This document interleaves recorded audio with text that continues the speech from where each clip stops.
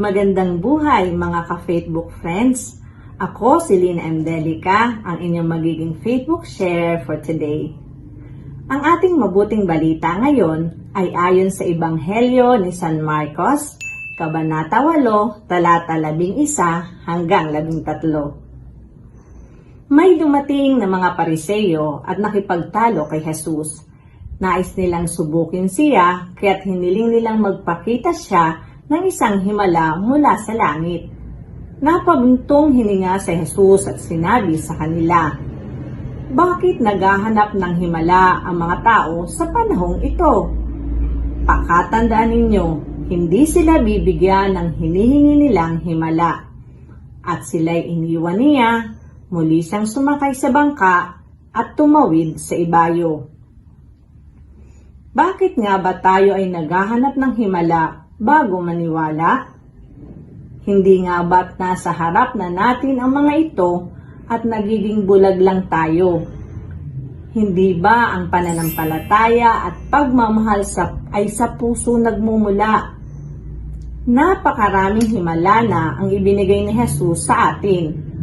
Ang muling masilayan ang umaga na tayo ay malakas ay isa na sa mga ito na dapat nating ipagpasalamat sa Kanya.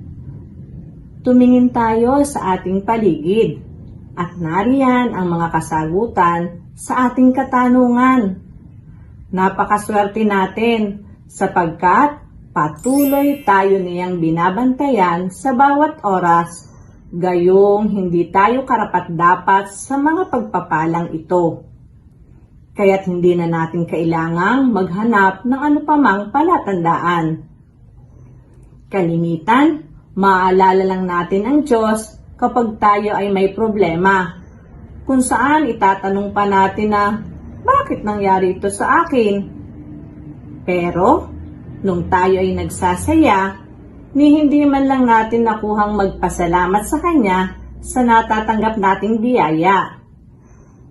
Huwag na tayong mag-alinlangan kay Jesus, sapagkat nasa atin na ang lahat dahilan sa Kanya. Damhin lang natin siya at yakapin, at ang kapanagatagan ay makakamta natin, magtiwala lang tayo sa Kanya.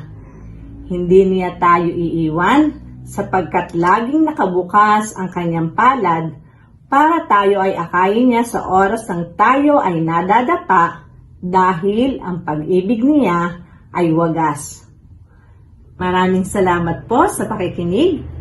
Para po kayong maging updated sa ating mga Gospel Reflections, tayo po ay mag-like at mag-subscribe sa ating YouTube channel, Facebook PH, o bisitahin at mag-register sa Facebook apps, www.facebook.ph.